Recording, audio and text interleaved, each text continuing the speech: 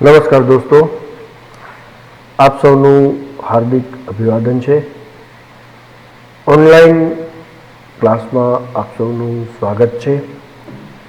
આજે આપણે ધોરણ 7 ગુજરાતી દ્વિતીય સત્રમાં 17મો પાઠ જીવરામ ભટ્ટ શરૂ કરીશું.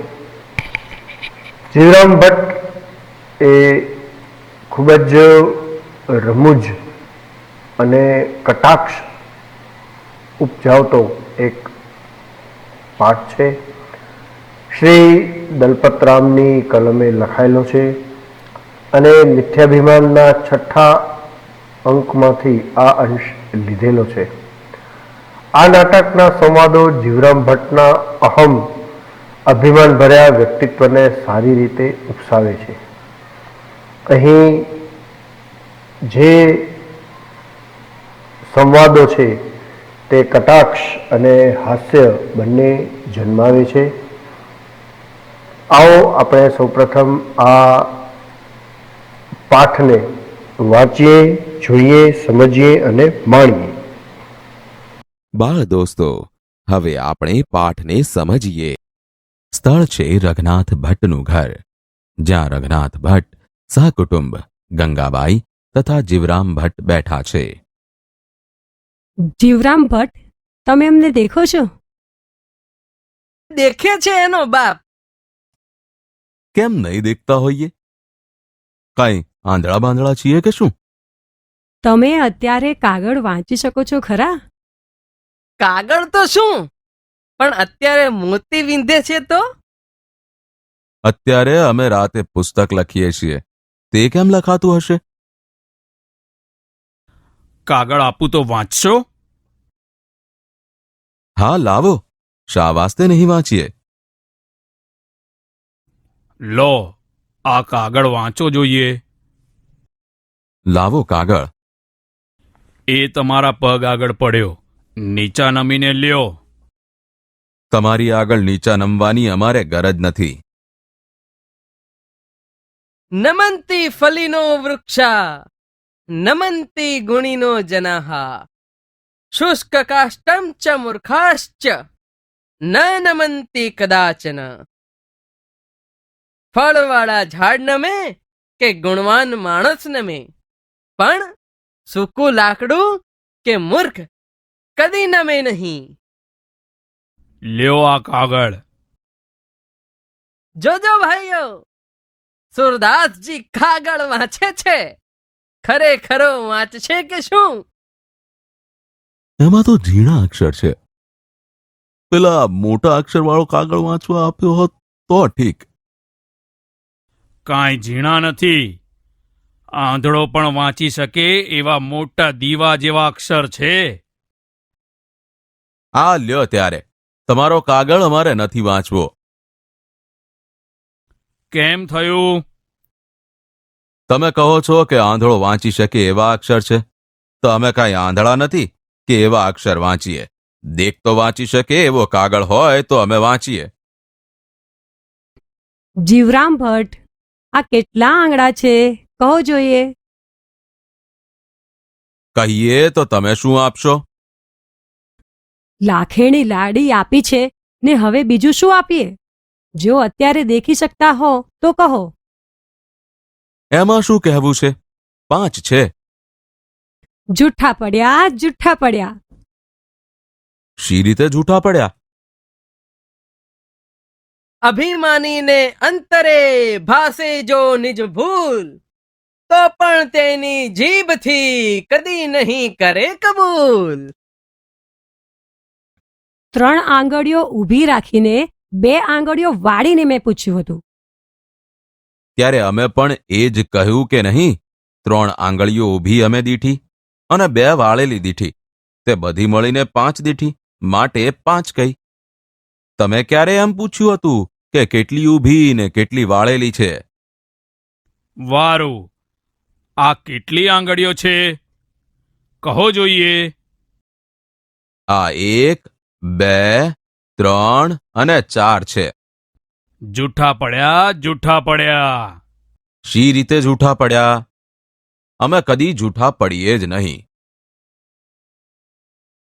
વાચાળ જો વાદ વૃથા જ થાપે, તથાપી તે સત્ય કરી જ આપે. ભરી સભામાં શતવાર ભૂલે, તથાપી જીભે કદી ના કબૂલે. વાચાળ કદી બંધાય જ નહીં, ગમે તે રસ્તે થઈને નીકળી જાય. પણ હવે જીવરામ ભટ્ટ સંકડાશમાં આવ્યા. હવે છૂટી શકે એવો એકે રસ્તો મને લાગતો નથી. હવે જુઠ્ઠા ઠરી ચૂક્યા.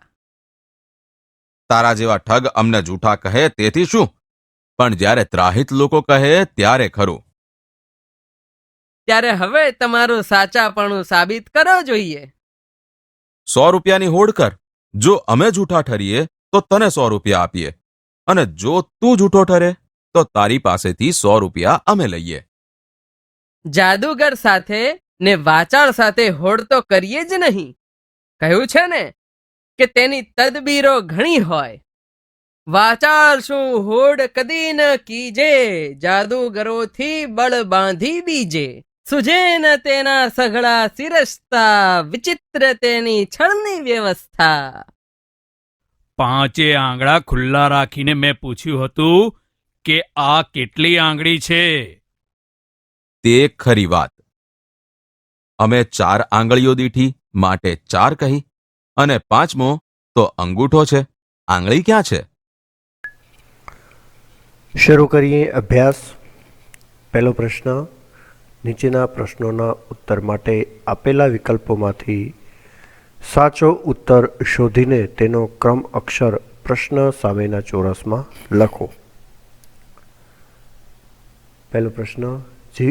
જીવરામ ભટ્ટ પાઠમાં ચતુરાઈની વાત છે, મિથ્યાભિમાનની વાત છે, ઝડપથી જૂઠ કેવી રીતે બોલી શકાય તેની વાત છે, કાગળ વાંચવાની વાત છે. સાચો જવાબ છે ખ, મિથ્યાભિમાનની વાત છે. પ્રશ્ન બીજો. સુરદાસજી કાગળ વાંચે છે. અહીં સુરદાસ એટલે સુરદાસ કવિની વાત છે, ખરેખરો વાંચનાર, ગ અંધત્વની વાત છે કે ગ સંગીતકારની વાત છે? સાચો જવાબ છે ગ અંધત્વની વાત છે. સામાન્ય રીતે આપણે કોઈ અંધ વ્યક્તિને સુરદાસ તરીકે ઓળખીએ છીએ, અને આવી પ્રણાલી હિન્દી સાહિત્યના કવિ હતા જેનું નામ સુરદાસ હતું, તેમના પરથી પડી છે. આ કવિ અંધ હતા અને ત્યારથી જ અંધ વ્યક્તિને આપણે માનથી સુરદાસજી તરીકે ઓળખીએ છીએ. ત્રીજો પ્રશ્ન. તેની તદબીરો ઘણી હોય છે એટલે તેઓ ગમે તે રીતે છટકી જાય. તેમની પાસે ઘણા બહાના હોય, તેમની પાસે ઘણી યુક્તિ હોય, તેઓ ભેજાબાજ હોય. અને સાચો જવાબ છે ઘ, તેમની પાસે ઘણી યુક્તિ હોય. અભ્યાસમાં બીજો પ્રશ્ન છે. નીચેના દરેક પ્રશ્નનો એક વાક્યમાં ઉત્તર આપો.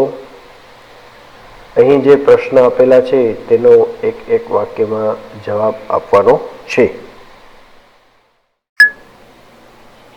પહેલો પ્રશ્ન.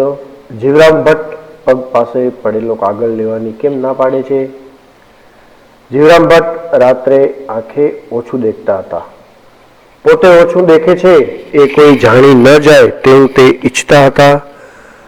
પોતે નીચે પડેલો કાગળ જોઈ શકતા ન હતા, આથી જ તે કાગળ લેવાની ના પાડે છે. પ્રશ્ન બીજો. ગંગા કેવો પ્રશ્ન પૂછે છે? જીવરામ તેનો શો ઉત્તર આપે છે? ગંગા જીવરામની સામે 3 આંગળીઓ બતાવીને પૂછે છે, જીવરામ ભટ્ટ આ કેટલી આંગળીઓ છે કહો જોઈએ. ત્યારે જીવરામ ઉત્તર આપે છે, કહીએ તો તમે શું આપશો? પ્રશ્ન ત્રીજો છે. કેવા વૃક્ષ અને માણસ નમે છે?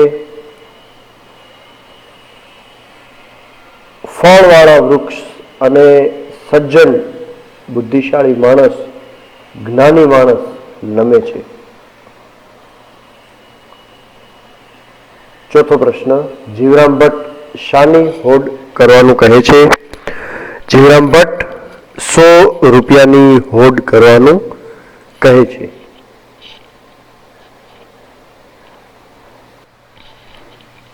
શરૂ કરીએ સ્વાધ્યાય. જીવરામને બીજો કાગળ આપ એવું રઘુનાથ સોમનાથને શા માટે કહે છે? જીવરામ ભટ્ટ રતાંધળા હોવાથી રાત્રે જોઈ શકતા નથી. આ હકીકત છુપાવવાનો તેઓ ખૂબ જ પ્રયત્ન કરે છે. સોમનાથે જીવરામ ભટ્ટને વાંચવા આપેલા કાગળના અક્ષરો ઝીણા હતા. જીવરામ ભટ્ટ નાના અક્ષરનું બહાનું કાઢીને કાગળ વાંચવાનો ઇનકાર કરે છે. તેથી રઘુનાથ સોમનાથને કહે છે કે જીવરામને મોટા અક્ષરવાળો કાગળ વાંચવા આપ્યો હોત તો ઠીક થાત. પ્રશ્ન બીજો છે, જીવરામ ભટ્ટ કાગળ પાછો શા માટે આપે છે? રતાંધળા હોવાથી જીવરામ ભટ્ટ રાત્રે કાગળ વાંચી શકતા નથી. વળી સોમનાથે કહ્યું કે કાગળના અક્ષરો તો આંધળો પણ વાંચી શકે તેવા છે. આ પરથી જીવરામને કાગળ ન વાંચવાનું બહાનું મળી ગયું. એમણે સોમનાથને કાગળ પાછું આપતા કહ્યું, આંધળો વાંચી શકે એવા અક્ષર છે તો અમે કંઈ આંધળા નથી કે તેવા અક્ષર કેવા અક્ષર વાંચી દે, તો વાંચી શકે તેવા કાગળ આપો તો અમે વાંચીએ. દેખતા વાંચી શકે તેવા કાગળ આપો તો અમે વાંચીએ. ત્રીજો પ્રશ્ન છે, ગંગાએ બતાવેલી આંગળીઓ 5 છે એવું જીવરામે કહ્યું, છતાં તે ખોટા કેમ ન પડ્યા? જીવરામ ભટ્ટ તે 3 આંગળીઓ બતાવવા માટે ગંગાએ 2 આંગળીઓ વાળી દીધી હતી. જીવરામ ભટ્ટ કહે છે તેમણે 3 આંગળી ઊભી જોઈ અને 2 વળી ગયેલી આંગળીઓ જોઈ. આમ ગંગાએ બતાવેલી આંગળીઓ 5 છે એમ કહેવા છતાં તે ખોટા ન પડ્યા. પ્રશ્ન ચોથો, રંગલો કોની કોની સાથે હોડ કરવાની ના પાડે છે? શા માટે? રંગલો વાચાળ અને જાદુગર સાથે હોડ કરવાની ના પાડે છે કારણ કે તેમની યુક્તિ પ્રયુક્તિઓ બહુ છળ કપટથી ભરેલી હોય છે. સ્વાધ્યાયનો પ્રશ્ન બીજો, રંગલો નીચે મુજબના વિધાનો બોલે છે ત્યારે ખરેખર તે શું કહેવા માંગે છે તે લખો. દેખે છે એનો બાપ. જીવરામ ભટ્ટ રતાંધળા છે, તેઓ રાત્રે જોઈ શકતા નથી તેવું અહીં રંગલો કહેવા માંગે છે. બીજો વાક્ય, કાગળ તો શું પણ અત્યારે મોતી વીંધે છે તો? અહીં રંગલો કટાક્ષમાં કહે છે કે તેમની આંખો તો મોતી પરોવી શકે તેવી છે. ત્રીજું, સૂકું લાકડું કે મૂર્ખ કદી નમે નહીં. અહીં રંગલો કહેવા માંગે છે મિથ્યાભિમાની માણસ પોતાની ભૂલ ક્યારેય સ્વીકારતો નથી. છેલ્લું વાક્ય, જોજો ભાઈઓ સુરદાસજી કાગળ વાંચે છે. સુરદાસ એટલે અંધ. અહીં રંગલો કહેવા માંગે છે કે આંધળો માણસ કાગળ વાંચે છે. સ્વાધ્યાયનો પ્રશ્ન ત્રીજો, નીચેના વાક્યો કોણ બોલે છે અને કોને કહે છે તે કહો. પહેલું વાક્ય, કાગળ તો શું પણ અત્યારે તો મોતી વીંધે છે તો? આ વાક્ય રંગલો બોલે છે અને ગંગાને કહે છે. બીજું વાક્ય, એમાં તો ઝીણા અક્ષર છે. આ વાક્ય રઘુનાથ સોમનાથને કહે છે. ત્રીજું વાક્ય, લાખેણી લાડી આપી છે. ગંગા આ વાક્ય બોલે છે અને જીવરામને કહે છે. ચોથું વાક્ય, ત્યારે હવે તમારું સાચાપણું સાબિત કરવું જોઈએ. આ વાક્ય રંગલો જીવરામને કહે છે. સ્વાધ્યાયનો પ્રશ્ન ચોથો છે, નીચે આપેલા વાક્યોનો અર્થ ન બદલાય તે રીતે ઉદાહરણ મુજબ પ્રશ્ન વાક્ય બનાવો. જે વાક્ય આપેલું છે તેનો અર્થ બદલાવવાનો નથી, છતાં વિધાન વાક્ય હકાર વાક્યમાંથી આપણે પ્રશ્નાર્થ વાક્ય બનાવવાનું છે. ઉદાહરણ છે, તારા જેવા ઠગ અમને જૂઠા કહે તેનું કંઈ જ મહત્વ નથી. આ વાક્યને પ્રશ્નાર્થમાં ફેરવીએ. તારા જેવા ઠગ અમને જૂઠા કહે તેથી શું? પહેલું વાક્ય, હવે બીજું કંઈ આપવા જેવું નથી. પ્રશ્નાર્થ વાક્ય આ મુજબ બને, હવે બીજું શું આપવા જેવું છે? બીજું વાક્ય, અમે પણ એ જ કહીએ છીએ. અમે પણ બીજું શું કહીએ છીએ? ત્રીજું વાક્ય, કહીએ તો તમે કંઈ નથી આપવાના. પ્રશ્નાર્થ વાક્ય બનાવીએ. કહીએ તો તમે શું આપવાના? દોસ્તો, આજે આપણે ભાષા સજ્જતા અંતર્ગત અકર્મક ક્રિયાપદ વિશે શીખીશું. અકર્મક ક્રિયાપદ એટલે એવું ક્રિયાપદ કે જે વાક્યમાં કર્મ નથી. વાક્ય આપણે વાંચીએ. જીવરામ ભટ્ટ જૂઠા પડ્યા.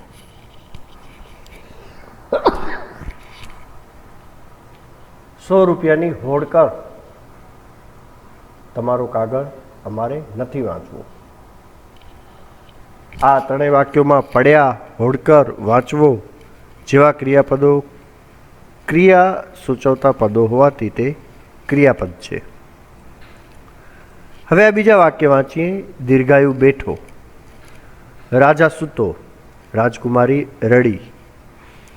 આ ત્રણેય વાક્યમાં ક્રિયા સૂચવતા શબ્દો છે બેઠો, સૂતો અને રડી. વળી દીર્ઘાયુ, રાજા અને રાજકુમારી આ ત્રણેય ક્રિયાના કર્તા છે, પરંતુ અહીં આપણે જોઈ શકશું કે કોઈ જ કર્મ નથી. આથી આપણે એમ કહી શકીએ કે બેસવું, સૂવું, રડવું આ ત્રણેય ક્રિયાપદોને કર્મની જરૂર પડી નથી. આથી આ ક્રિયાપદો અકર્મક ક્રિયાપદો છે. ટૂંકમાં કહીએ તો જ્યારે વાક્યનો અર્થ પૂરો કરવા માટે જે ક્રિયાપદને કર્મ લગાડવાની જરૂર પડતી નથી તેવા ક્રિયાપદોને અકર્મક ક્રિયાપદો કહેવાય છે. કર્મ વાક્યમાં શોધવું હોય તો વાક્યને બે પ્રશ્ન પૂછવા પડે, શું અથવા કોને. આ બે પ્રશ્નનો જવાબ જો તમને મળે તો તે વાક્યમાં કર્મ છે. જો આ પ્રશ્નનો જવાબ ન મળે તો તે વાક્યમાં કર્મ નથી.